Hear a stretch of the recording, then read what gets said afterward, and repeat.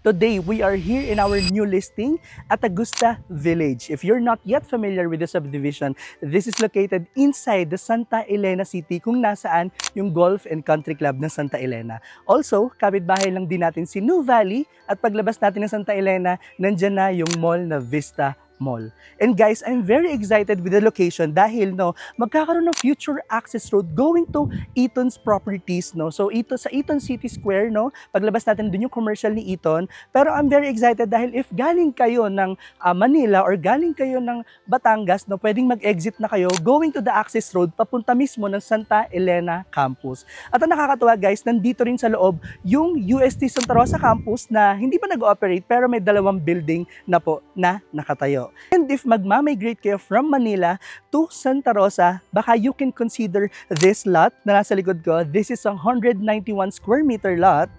Price at 34,000 per square meter.